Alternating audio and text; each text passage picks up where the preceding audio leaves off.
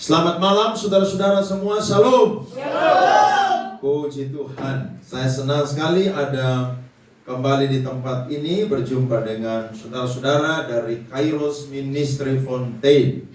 Baik, mari kita buka kitab kita langsung saja.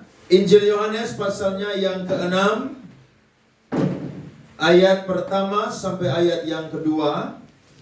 Dan lompat ayat 22 sampai ayat 24. Saya akan bicara firman Tuhan dengan tema perbaiki motivasi mencari Tuhan. Temanya apa? Perbaiki motivasi mencari Tuhan. Sesudah itu Yesus berangkat ke seberang Danau Galilea, yaitu Danau Tiberias. Ayat 2, saudara. Orang banyak berbondong-bondong mengikuti dia, karena mereka melihat mujizat penyembuhan yang diadakannya terhadap orang-orang sakit. Lihat ayat 22, saya baca. Pada keesokan harinya, orang banyak yang masih tinggal di seberang melihat bahwa di situ tidak ada perahu selain daripada yang satu tadi, dan bahwa Yesus tidak turun naik ke perahu itu bersama-sama dengan murid-muridnya, dan bahwa murid-muridnya saja yang berangkat. 23. Tetapi sementara itu beberapa orang dari lain datang ke Tiberias, dekat ke tempat mereka makan roti, sesudah Tuhan mengucap syukur atasnya. Sama-sama. Ketika orang banyak melihat bahwa Yesus tidak ada di situ, dan murid-muridnya juga tidak mereka naik ke perahu-perahu itu, lalu berangkat ke Kapernaum untuk mencari Yesus. Beri tepuk tangan dong untuk pembacaan firman Tuhan pada malam hari ini. Kalau saya dan saudara baca dua bagian firman Tuhan tadi, di situ ada satu narasi atau satu diksi atau satu kalimat yang menarik sekali yang diulang sebanyak 2 kali, yakni kalimat orang banyak.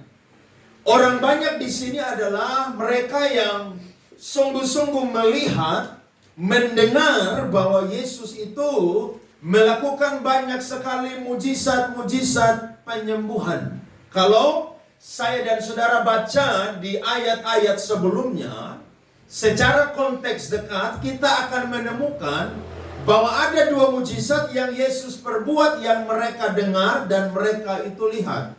Yang pertama adalah ada seorang kepala pegawai istana yang anaknya itu sakit dan hampir mati. Sehingga mereka itu, saudara-saudara, bergumul keras. Akhirnya ayahnya tahu bahwa Yesus itu sedang ada di Kapernaum, sehingga dia datang berjumpa dengan Tuhan Yesus supaya Tuhan Yesus itu bisa pergi ke rumah dia dan menyembuhkan anak dia yang sudah mau mati.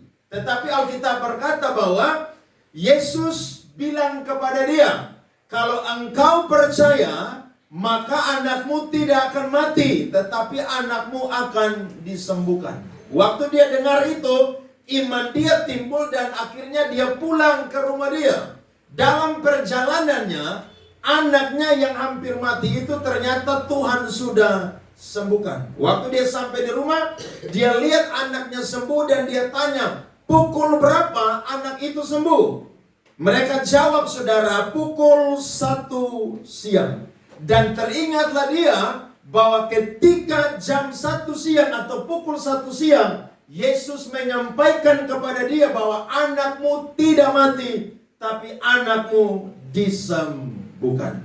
Itu mujizat yang mereka dengar, saudara, sehingga heboh, viral, saudara-saudara. Kemudian yang kedua, kalau saya dan saudara baca di pasal sebelumnya, kita akan menemukan bahwa ada seorang di situ yang sakit lumpuh 38 tahun. Dia dibaringkan di satu kolam namanya kolam Bethesda. Ada orang lumpuh di situ, ada orang timpang di situ, dan juga ada orang buta di situ. Dia sakit 38 tahun. Dan usia Yesus pada waktu itu, saudara-saudara, belum sampai 38 tahun. Alkitab berkata bahwa Yesus sudah tahu dia ada di kolam Bethesda itu bertahun-tahun. Waktu Yesus lihat dia, timbullah belas kasihan. Dan Yesus berjumpa dengan dia dan Yesus berkata, maukah engkau sembuh?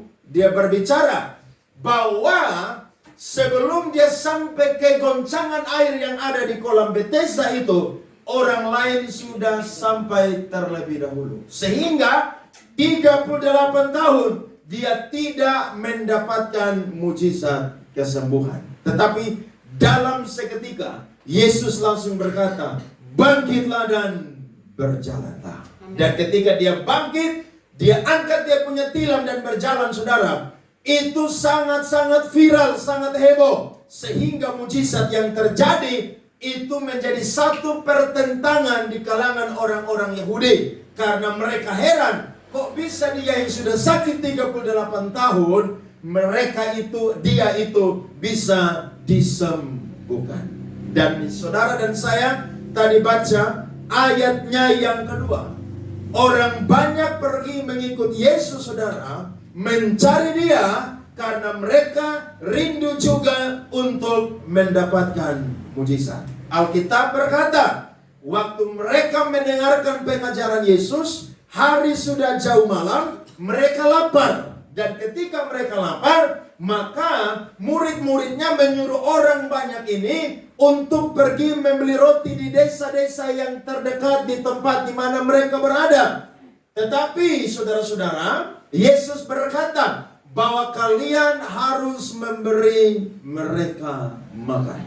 Tidak ada roti pada waktu itu, tetapi ada seorang anak kecil yang punya 5 ketul roti dan 2 ekor ikan. Dimintalah Andreas membawa kepada Yesus, maka Yesus bagi, duduk 50 orang. Yesus menengadah ke langit dan dia berdoa, maka mujizat terjadi. Dari 5 ketul roti dan 2 ekor ikan, sanggup memberi makan 5.000 orang laki-laki, belum termasuk perempuan dan anak-anak. Hebat atau tidak, saudara? Hebat. Nah, gara-gara mereka ini dapat mujizat, ternyata mereka ini haus mujizat, saudara. Akhirnya keesokan harinya, mereka melihat bahwa Yesus itu bersama dengan para muridnya tidak ada lagi di yang namanya Danau Galilea atau Danau Tiberias. Mereka berpikir kemanakah Yesus dengan para murid, maka mereka mendapatkan pasti yang namanya kepastian bahwa Yesus dan murid-muridnya pasti ada di Kapernaum. Karena Kapernaum itu menjadi menjadi mabes pelayanan daripada Yesus dan murid-muridnya. Alkitab mencatat, saudara, dari Danau Tiberias menyeberang ke Kapernaum itu jaraknya kurang lebih 3 mil. Berapa mil, saudara? 3 mil. Berarti kurang lebih, saudara, 5 kilometer. Hanya karena mau dapat mujizat, mereka rela tinggalkan pekerjaan, rela tinggalkan rumah, rela tinggalkan apa lagi? Keluarga, rela tinggalkan urusan pribadi, hanya untuk mau ketemu Yesus lagi dan dapat mujizat. Mereka jalan, saudara, tempuh perjalanan itu 5 kilometer atau 3 mil jaraknya. Yesus sampai di Kapernaum tidak perlu naik perahu. Yesus jalan di atas air sampai di Kapernaum. Dan ketika mereka, saudara-saudara, sampai di Kapernaum, Alkitab mencatat, perhatikan ayat 25. Saudara lihat di bawah firman Tuhan yang tadi kita baca. Ketika orang banyak menemukan Yesus di seberang laut itu, mereka berkata kepadanya, Rabi, bila mana engkau tiba di sini? Berarti Yesus itu, saudara, pada waktu berpisah dengan para murid dan waktu tengah malam mereka menempuh perjalanan ke Kapernaum, dan waktu itu sampai pagi Yesus itu berjalan di atas air kurang lebih, saudara-saudara, sepanjang malam itu, dan Yesus sampai di situ. Dan ketika Yesus ada di situ, mereka heran. kok bisa Yesus pun juga sudah tiba? Berarti waktu mereka menempuh perjalanan melewati Danau Galilea, mereka itu tidak biasa-biasa melakukan perjalanan. Mereka itu tidak santai-santai, tapi mereka berusaha keras supaya mereka sampai sama seperti waktu Yesus dan murid-muridnya juga sampai. Dan waktu mereka ketemu, mereka tanya, kapan engkau sampai di sini, Guru?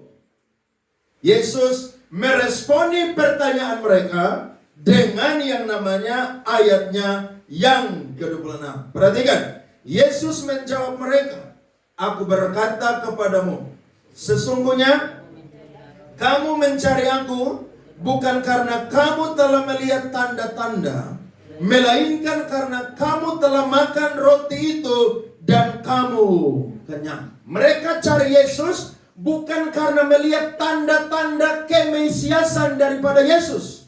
Mereka mencari Yesus bukan karena tanda-tanda ketuhanan dari Yesus. Mereka mencari Yesus bukan karena tanda-tanda kealahan dari Yesus. Mereka mencari Yesus bukan karena ada tanda-tanda juru selamat. Tapi mereka mencari Yesus karena mereka ingin dapat mujizat lagi. Saudara dengar baik-baik ini firman. Mujizat Alkitabiah atau tidak? Alkitabiah dong. Coba buka Yohanes 4 ayat 48. Halaman sebelahnya. Perhatikan firman Tuhan. Yohanes 4 ayat 48. Maka kata Yesus kepadanya, jika kamu tidak melihat tanda dan mujizat, kamu tidak.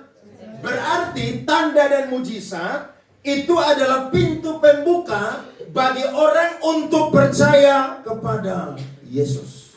Amin, saudara. Amin. Jadi Tuhan bikin mujizat bukan cuma saudara yang sakit sembuh, saudara yang miskin jadi kaya, saudara yang jabatan rendah diangkat dapat jabatan yang tinggi. Tidak, saudara-saudara. Mujizat Tuhan kerjakan tujuannya adalah supaya saya dan saudara percaya bahwa ada satu pribadi yang sanggup melakukan segala yang mustahil bagi manusia, tapi itu tidak mustahil bagi dia, saudara-saudara. Amin. Jadi mujizat itu Alkitabiah. Tetapi yang salah dari orang banyak ini, yang jumlahnya lebih dari 5.000, mereka cari Yesus bukan tujuannya adalah percaya karena sudah melihat tanda-tanda kemesiasan, tetapi mereka ingin dapat mujizat lagi.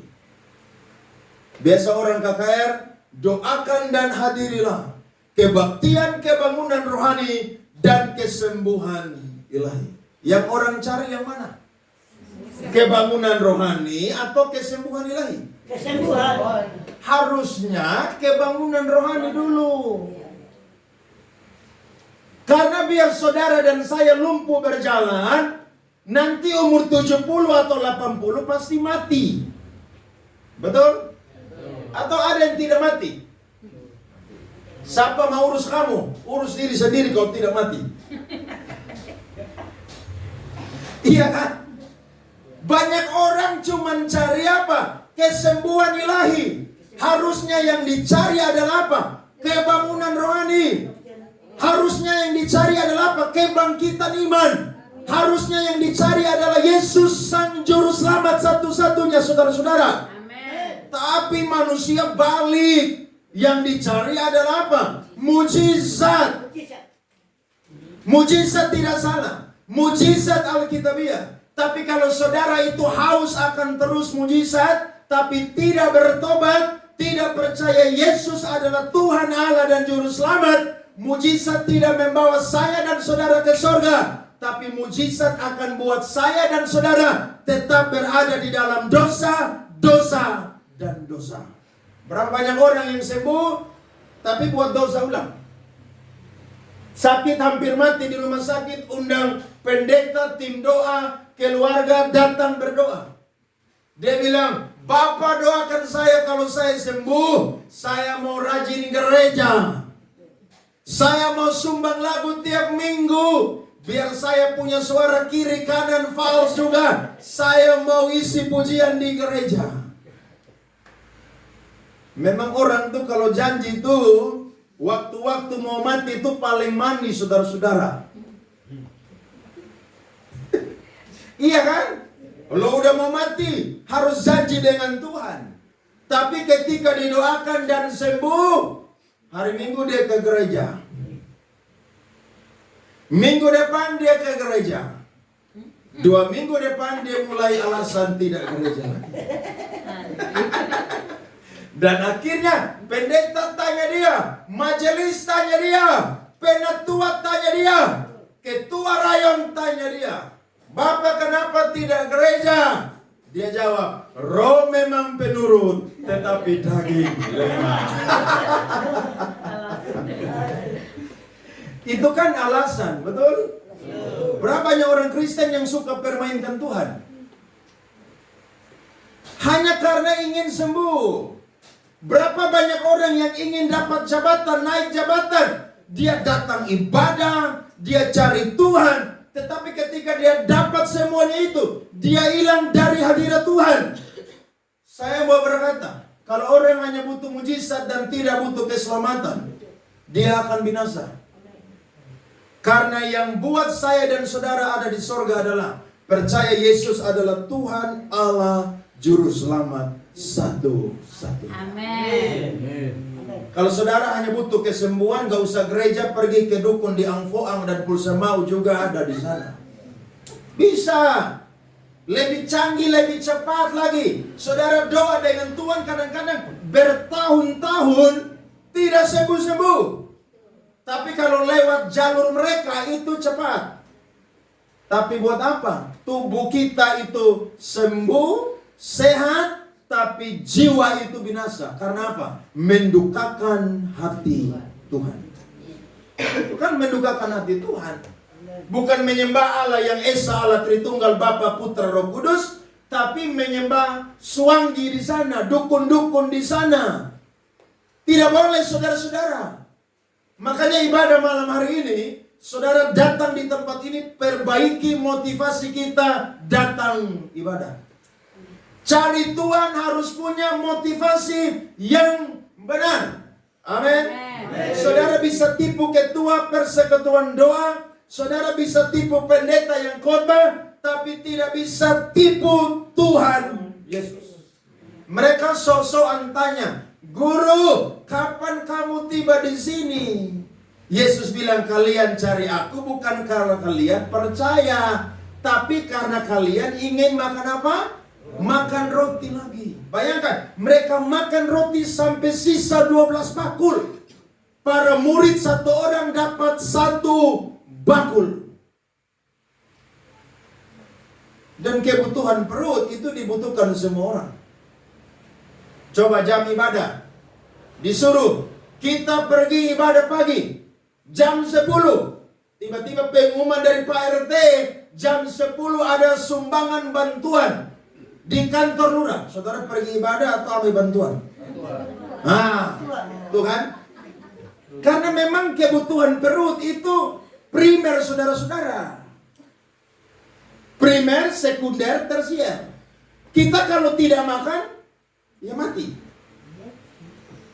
1 hari tidak mati, 2 hari tidak mati, 4 hari mati. Jangan ada yang gaya-gaya puasa seperti Tuhan Yesus 40 hari 40 malam. Itu cuma Yesus yang buat. Saudara jangan bilang, mari kita doa sama-sama puasa 40 hari 40 malam. Nanti siapa mau kubur siapa, saudara? Iya toh? Hari ini lonceng bunyi di kanan, besok di kiri, lusa di depan, lusa lagi di belakang. Semua mati rame-rame. Kenapa? Ajaran sesat. Tidak, saudara. Kebutuhan perut itu primer. Tapi yang lebih primer adalah jiwa yang terselamatkan. Itu yang harus ada di posisi yang paling terutama. Sehingga Yesus berkata, lihat ayat 27, bekerjalah bukan untuk makanan yang akan dapat binasa, melainkan untuk makanan yang bertahan sampai kepada hidup yang kekal, yang akan diberikan anak manusia kepadamu. Sebab dialah yang disahkan oleh Bapa Allah dengan materainya. Hanya 1 orang yang Allah siapkan untuk turun jadi manusia dan jadi juru selamat. Dia adalah Tuhan Yesus Kristus. Makanya jangan coba jual-jual agama. Amin. Jangan pindah-pindah agama. Hanya karena dia cantik, dia tampan, ganteng, dia kaya. Dulu saudara cinta Tuhan, iring Tuhan, melayani Tuhan, berapi-api dengan Tuhan. Tapi dengar-dengar akhirnya jual Tuhan Yesus. Tidak boleh. Juru selamat hanya satu saja. Nabi boleh banyak, Rasul boleh banyak, imam boleh banyak. Tapi juru selamat hanya Tuhan Yesus Kristus. Beri tepuk tangan kepada Tuhan. Amin, saudara-saudara. Kita harus percaya kepada Tuhan Yesus. Jadi cari Tuhan. Datang gereja, datang ibadah. Berkat yang paling utama saya dan saudara cari adalah apa? Berkat rohani. Amin? Jangan cari berkat jasmani. Karena Yesus sudah ngomong bahwa semua itu dicari oleh bangsa-bangsa yang tidak mengenal Allah. Tetapi Bapamu yang ada di surga tahu bahwa engkau memerlukan semuanya itu. Amin, saudara? Amin. Kita semua tidak ditakdirkan menjadi orang kaya. Tapi ingat baik-baik, dengar baik-baik. Tuhan tidak akan pernah meninggalkan orang benar satu hari pun juga untuk mati kelaparan. Amin. Tuhan selalu kirim berkat untuk saya dan saudara. Sehingga Daud berkata, dahulu aku muda, sekarang aku tua. Tapi tidak pernah aku lihat anak cucu orang benar meminta-minta. Amin. Amin, saudara? Amin. Kita tidak minta aja Tuhan kasih, apalagi kita minta. Tapi yang paling utama urus ini rohani dulu. Amin. Banyak orang kerja banting tulang, kepala di bawah, kaki di atas. Ditanya kenapa tidak gereja, kenapa tidak ibadah, kenapa sudah jauh dari ladang Tuhan pelayanan. Saya sibuk bekerja. Kerja itu tidak salah.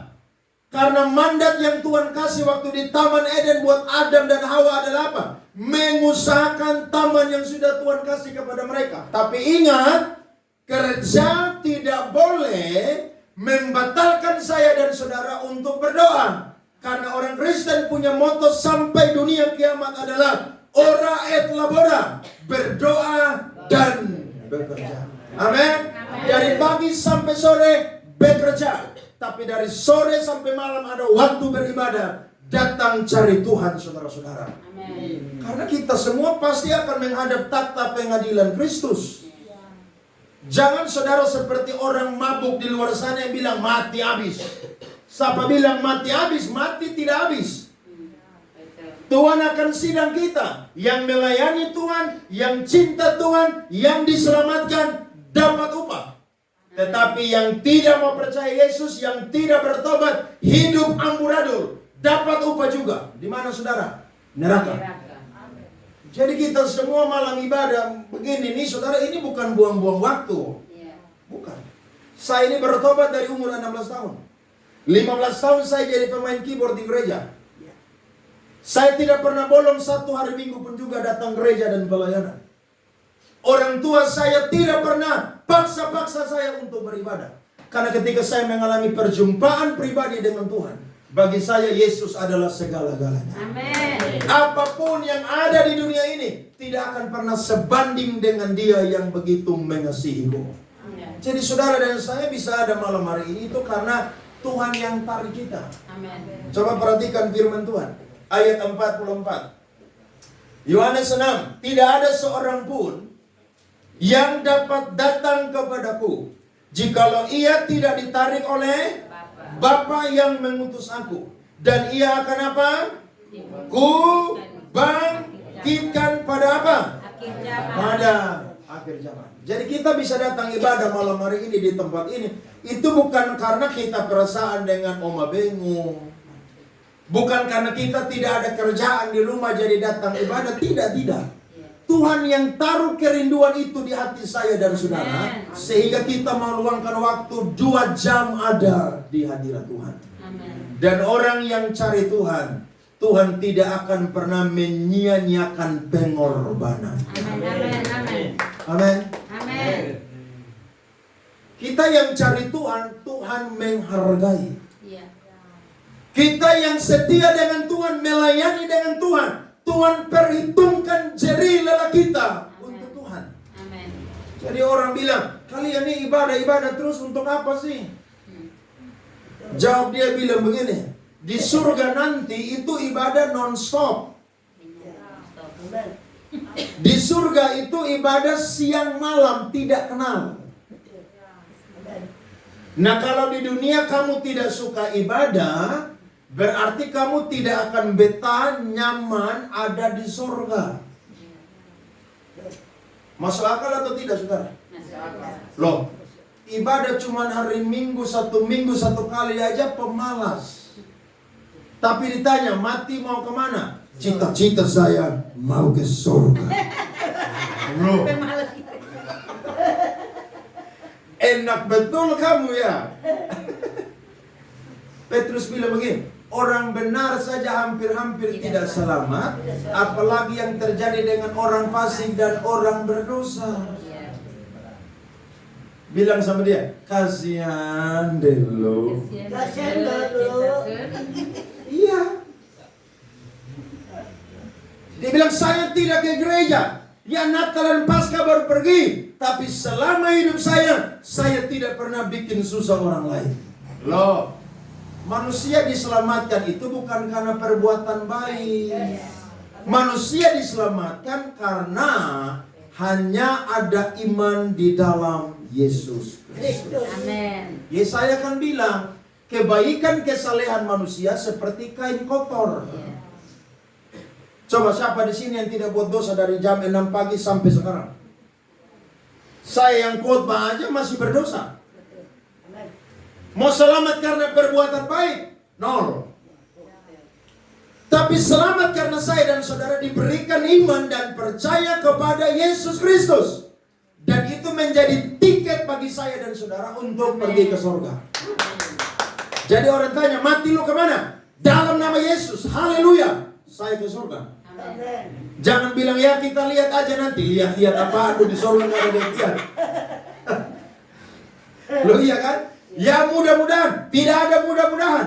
Di Kristen, selamat saudara-saudara. Yesus jamin bagi saya dan saudara. Amin. Yesus jamin. Makanya carilah Tuhan, bukan cari mujizat. Jangan cari hanya apa yang ada di tangan Tuhan, tapi carilah Dia yang sumber berkat. Kalau saudara dapat hatinya Tuhan, maka apa yang ada di tangan Tuhan pasti akan diberikan kepada kita. Iya dong. Kan kita jadi anaknya Dia. Sebelum kita percaya kepada Dia, kita adalah seterunya Allah. Tapi ketika kita diperdamaikan, kita percaya, kita jadi sahabatnya Allah. Kita jadi anak-anaknya Allah. Sehingga kita dapat hak istimewa, saudara-saudara. Nah ini yang Tuhan ajar kepada ini orang banyak. Bayangkan, Yesus lagi ngajar di sinagog Bait Allah. Manusia begitu banyak, sampai mereka ada di luar-luar dengar pengajaran Yesus. Yesus bilang, kalian jangan cari aku bukan karena hanya ingin mau makan roti lagi. Itu terlalu gampang, saudara-saudara. Terlalu gampang. Yesus ajar, sebelum saya dan saudara berdoa pun juga, Tuhan sudah tahu apa yang saya dan saudara itu perlukan. Anak-anak muda, Tuhan tahu saudara butuh masa depan. Kalau saudara cari Tuhan, Tuhan tidak akan tinggalkan, biarkan saudara jadi gembel. Ingat Bapak ya? Amin. Tuhan tidak akan pernah biarkan saudara jadi pengangguran. Tapi Tuhan akan kasih saudara masa depan yang indah di dalam Tuhan. Supaya saudara berdiri dan bersaksi bahwa Yesus yang aku sembah dan yang aku ikut adalah Allah. Amin. Saudara yang cari jodoh, cari Tuhan dulu. Nanti Tuhan akan kirim. Entah dari Afrika, dari Korea, dari Amerika. Mustahil atau tidak, saudara? Tidak ada mustahil. Loh iya dong. Saya punya rekan pendeta Sinode GBI. Dia pelayanan di Jogja, Gembala. Dia pendeknya segini, saudara. Udah pendek, rambut keriting, kulit hitam, hidung pesek, saudara. Tapi dia bilang, Tuhan, saya mau dapat jodoh yang cantik, yang tinggi, rambut air panjang, dan juga putih mengkilat, Tuhan.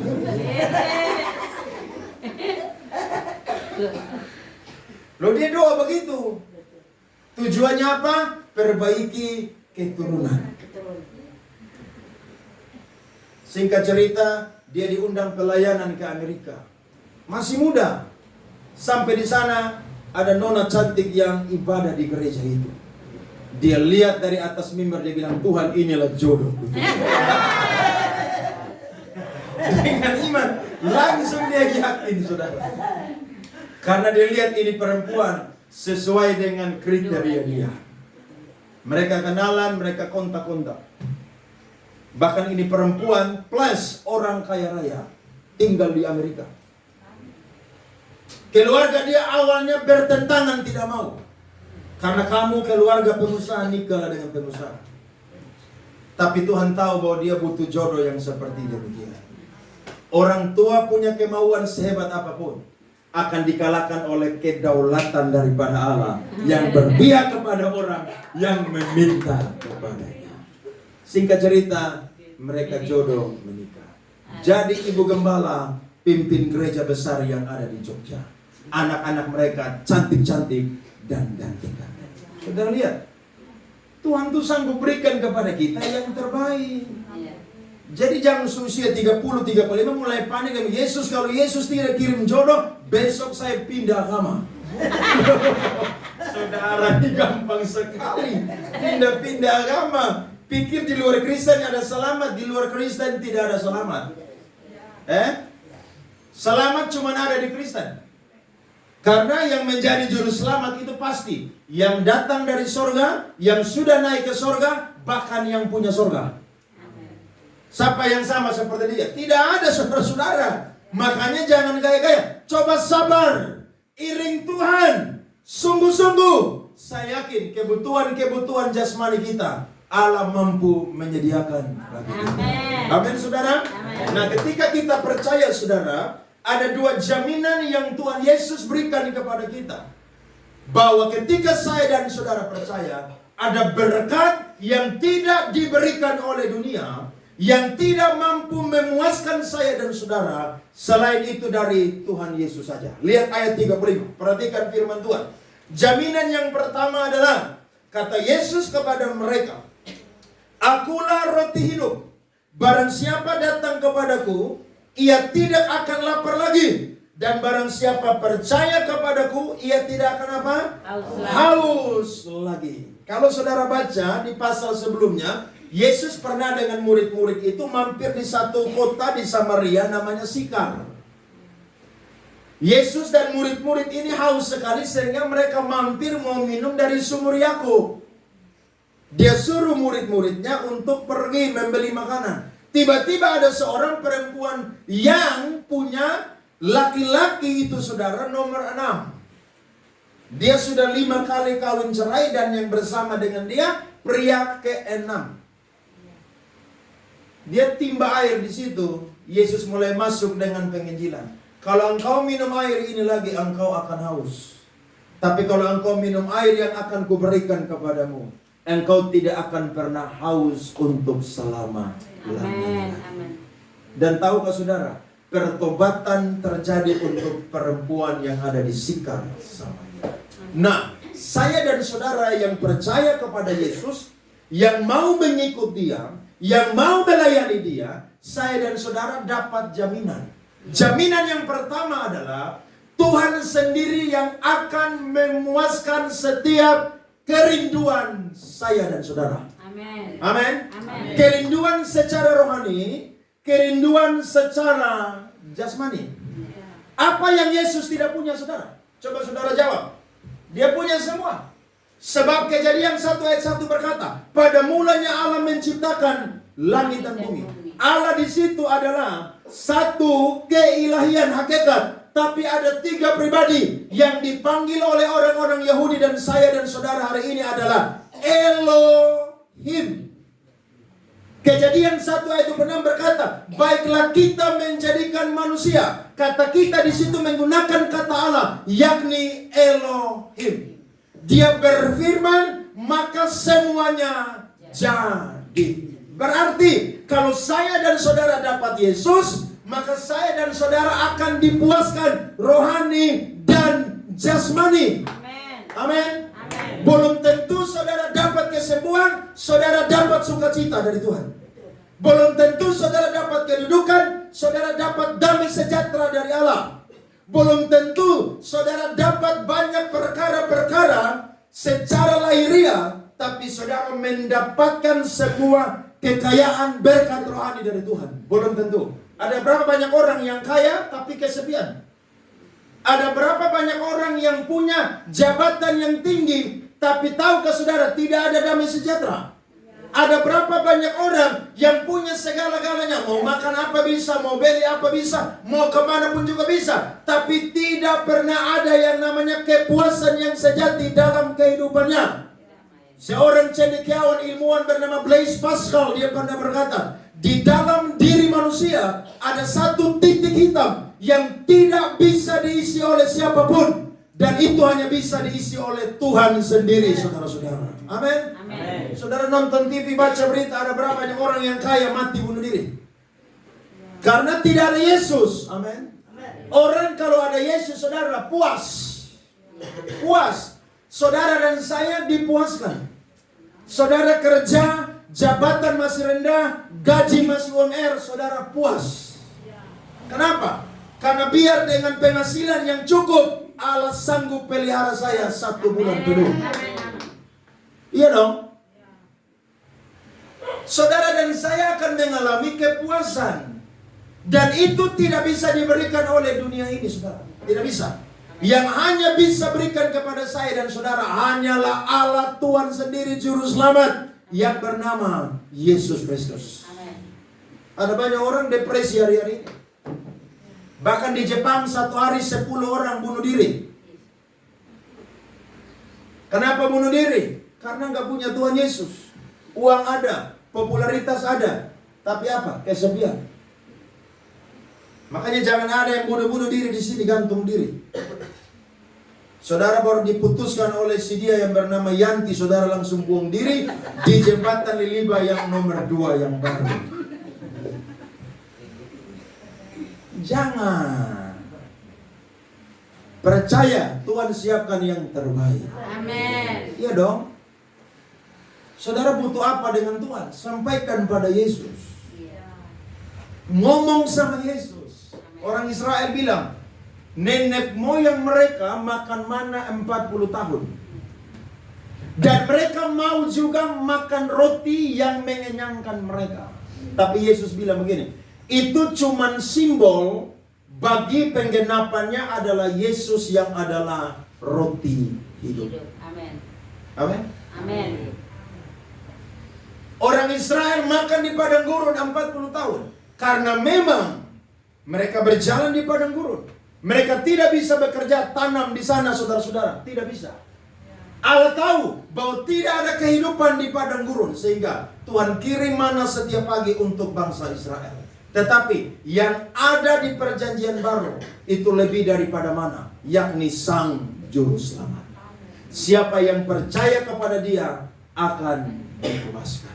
Makanya orang tuh kalau sudah ada di dalam Yesus, dia tuh bisa jadi bersyukur dengan Tuhan tuh tiap hari. Bisa loh. Coba orang kalau nggak ada Yesus tuh bersungut-sungut kerjaannya aja. Tapi kalau ada Yesus dia selalu apa? Mengucap syukur dalam segala hal. Iya dong? Rumah orang lain lebih besar, lebih gagah, dia bilang Tuhan terima kasih. Rumah saya tidak sebagus dia, tapi terima kasih saya bisa berteduh malam hari, tidur siang hari tidak kena terik matahari. Amen. Paulus kan bilang apa? Mengucap syukurlah dalam segala hal. Kenapa Paulus bisa bilang begitu? Padahal dia ada di penjara. Karena dia tahu rahasia kebahagiaan adalah memiliki Kristus itu sendiri. Amen. Amin ibu-ibu. Amin. Saudara tidak akan sungut-sungut di rumah.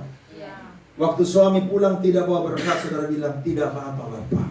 Kita doa besok Tuhan akan kasih berkat buat kita. Amin. Amin. Amin. Jangan seperti istri Ayub yang bilang, kutukilah Allahmu dan matilah. Ayub bilang apa? Engkau berkata seperti ibu-ibu gila yang hanya mau enaknya saja, tapi tidak mau susahnya. Amin. Oma-oma, harus begitu. Orang kalau alami Yesus, saudara, dia puas. Saya sudah belajar. Makanya saya waktu renungkan surat Filipi, Paulus bilang begini, aku tahu apa itu kekurangan, aku tahu apa itu kelimpahan. Tidak ada yang menjadi rahasia bagiku. Segala perkara dapat kutanggung di dalam Kristus yang memberi apa? Memberi kekuatan kehidupan kepadaku. Amin. Jadi iring Tuhan tuh enak, saudara. Iring Tuhan tuh terlalu enak. Ya, saya sudah 24 tahun nih iring Tuhan. 8 tahun jadi pendeta, 15 tahun main keyboard di gereja. Tuhan tidak pernah satu kali pun mengecewakan saya. Amin. Justru apa yang tidak pernah dilihat oleh mata, dengar dari telinga, bahkan timbul dari dalam hati, itu yang Tuhan sediakan bagi saya dan saudara. Ya, beri tepuk tangan kepada Tuhan. Amin, saudara. Jadi Yesus kasih jaminan yang pasti. Garansinya kekal selama-lamanya. Sampai dia datang, saudara. Damai sejahtera, sukacita, ya, penghiburan daripada Allah Tritunggal turun atas saya dan saudara. Jaminan yang kedua, perhatikan ayatnya yang ke-38 sampai 40. Sebab aku telah turun dari sorga, bukan untuk melakukan kehendakku, tetapi untuk melakukan kehendak Dia yang telah mengutus aku. Dan inilah kehendak Dia yang telah mengutus aku, yaitu supaya dari semua yang telah diberikannya kepadaku, jangan ada yang hilang, tetapi supaya aku bangkitkan pada akhir zaman. Ayat 40 baca sama-sama 23. Sebab inilah kehendak Bapakku, yaitu supaya setiap orang yang melihat anak dan yang percaya kepadanya beroleh hidup yang kekal, dan supaya aku membangkitkannya pada akhir zaman. Jaminan yang kedua adalah orang yang percaya kepada Yesus akan dapat sorga. Amin. Amin. Amin. Coba buka satu ayat lagi, Yohanes 10 ayat 28 sampai 29. Yohanes 10 ayat 28 sampai ayat 29. Saya baca. Dan aku memberikan hidup yang kekal kepada mereka, dan mereka pasti tidak akan binasa sampai selama-lamanya. Dan seorang pun tidak akan merebut apa? Mereka dari tanganku. Bapakku yang memberikan mereka kepadaku lebih besar daripada siapapun, dan seorang pun tidak dapat merebut apa? Mereka dari tanganku. 30. Aku dan Bapa adalah satu. Yesus, Bapa, Roh Kudus ada di surga. Maka saya dan saudara yang percaya kepada Dia mutlak masuk surga. Amin. Waktu Stefanus, saudara, mau dirajam pakai batu, dia melihat Yesus berdiri di sebelah kanan daripada Allah Bapa. Berarti Yesus adanya di mana, saudara? Di surga. Loh, sekarang saudara sudah dapat yang pasti yang ada di surga, saudara mau cari yang mudah-mudahan. Cari yang tidak pasti. Cari yang bilang nanti kita lihat saja. Kita punya kepastian keselamatan. Amin. Yesus yang punya surga, yang ada di surga, Dia juga yang memberikan jaminan kepada kita bahwa ketika kita percaya kepada Dia, maka kita pasti akan dapat surga, saudara-saudara. Itu pasti. Makanya saya dan saudara giat di dalam Tuhan. Ada waktu beribadah, mari beribadah. Ibrani 10 ayat 25 berkata, karena itu janganlah menjauhkan diri dari pertemuan-pertemuan ibadah yang biasa dibiasakan oleh beberapa orang menjelang hari Tuhan yang mendekat. Jadi Tuhan ini sudah mau datang kedua kali, tapi kita tidak tahu kapan Tuhan datang, betul? Sekarang lagi heboh, ada satu hamba Tuhan di Amerika yang bilang 4 tahun lagi Tuhan Yesus datang. Saudara yang belum nikah menyesal.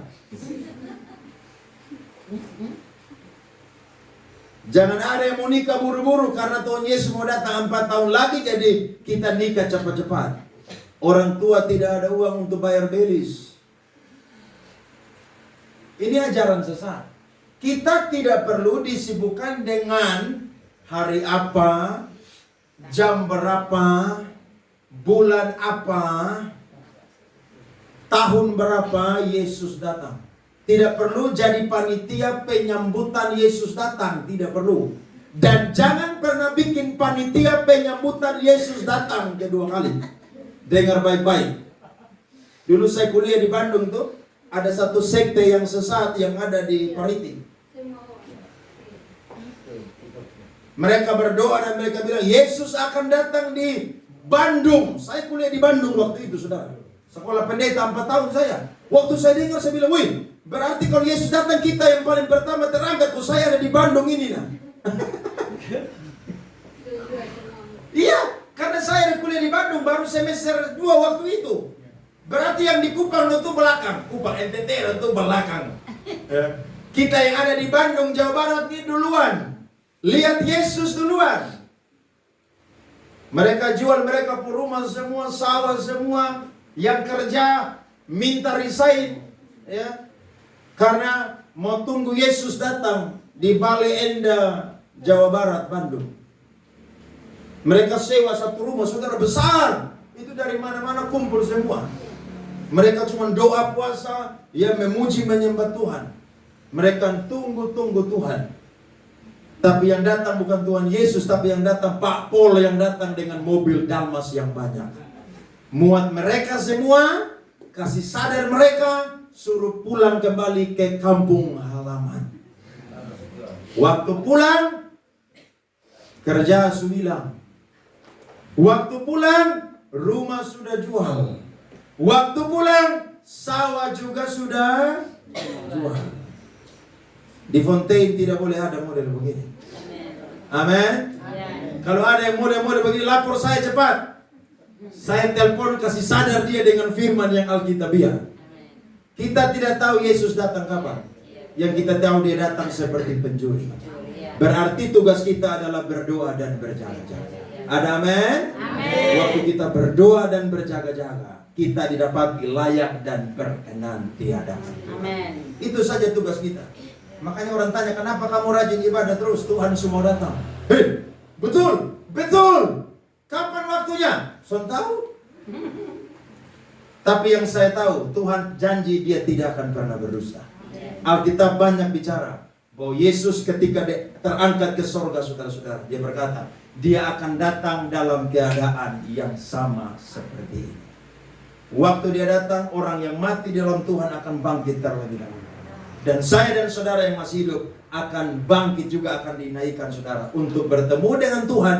Kita ada di awan-awan, saudara. Amen. Dan kita akan di sorga, bahkan sorga itu akan turun, dan kita akan hidup di langit dan bumi yang baru. Amen. Di sana tidak ada air mata, di sana tidak ada kesusahan, di sana tidak ada apapun yang sukar sulit, sebab di sana hanya ada senang selama-lamanya bersama dengan Tuhan. Amen. Yesus Kristus. Makanya iring Tuhan hari ini, biar susah-susah tetap cinta Tuhan. Amin. Amin. Jangan jual Tuhan Yesus untuk apapun. Amin. Ya, jangan jual. Darahnya terlalu mahal, saudara-saudara. Iya.